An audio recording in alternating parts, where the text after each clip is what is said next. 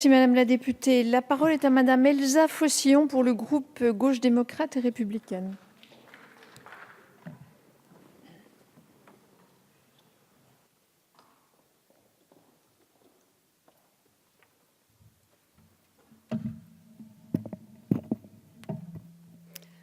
Madame la présidente, monsieur le ministre, mesdames et messieurs le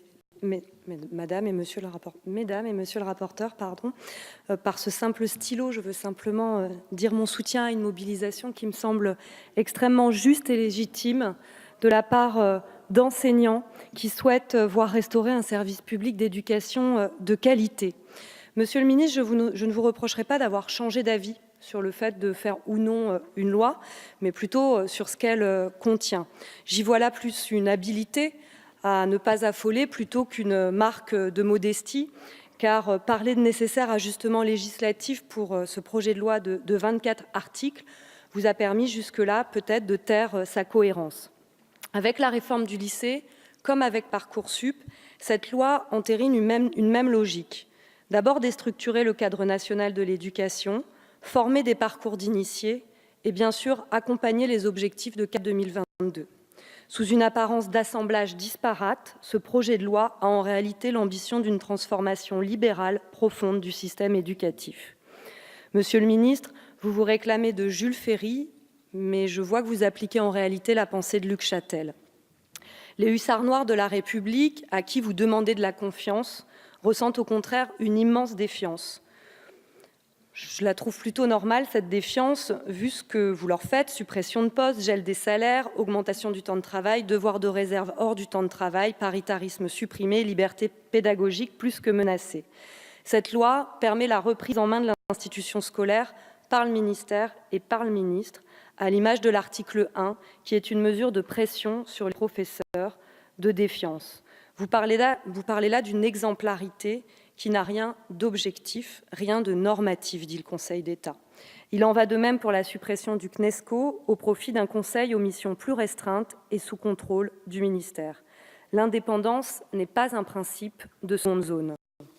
Sur la déstructuration du cadre national, il est par exemple prévu à l'article 8, sous couvert d'expérimentation, que la répartition des heures d'enseignement par matière puisse être différente d'un établissement à l'autre en fonction des moyens locaux. L'article 17 programme la fusion des académies, qui va entraîner la disparition de la moitié d'entre elles, de façon à n'en laisser qu'une par région. La constitution de 13 académies avec la fusion des 28 existantes est bien un pas supplémentaire vers une régionalisation de l'éducation nationale et la remise en cause de règles nationales. Cette rupture du principe d'égalité est complétée par la création des EPLEI, correspondant à la mise en place d'un enseignement à 2 vitesses. Ces établissements dérogeront au socle commun éducatif et bénéficieront de financements privés. L'ensemble de ces mesures renforce la mise en place d'un parcours d'initiés pour un nombre restreint d'enfants triés sur le volet. L'article 6 quater consacre le concept d'école fondamentale. La décision d'ouverture de ce type d'établissement par le préfet, sans qu'aucune instance de l'éducation nationale ne soit consultée, empêche tout contrôle. Par ailleurs, faire intervenir des enseignants du premier degré face à des élèves relevant du second degré pose la question du respect des statuts, des programmes et de l'éventualité de recourir à ce type de dispositif par souci d'économie et pas par souci pédagogique.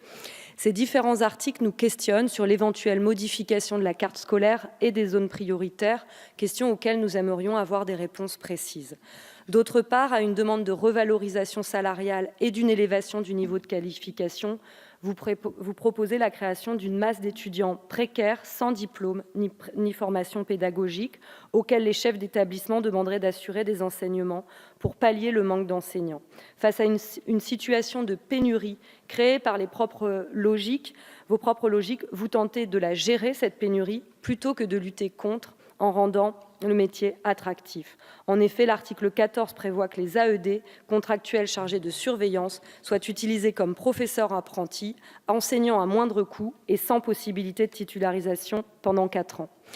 L'idée de pré-recrutement, nous la défendons, mais elle ne peut être effective sans moyens et nécessite la création d'un statut de fonctionnaire stagiaire. Ce statut pourrait être accordé dès la licence à des étudiants, des étudiantes ayant l'objectif de passer un concours de l'enseignement et s'engageant à travailler pendant au moins 5 ans pour l'État après le passage du concours. C'est ce qu'il me semble bien plus fidèle à votre nostalgie des IPES. Cette loi, comme les 2600 suppressions de postes d'enseignants dans les lycées et collèges, répond plus aux injonctions du comité d'action 2022 qui porte décidément bien mal son nom qu'aux exigences d'égalité si nécessaires à une société émancipatrice. L'obligation d'instruction obligatoire à 3 ans à laquelle nous sommes favorables ne suffira pas à nous faire apprécier favorablement cette loi et nous voterons contre. Je vous remercie. Merci Madame la députée.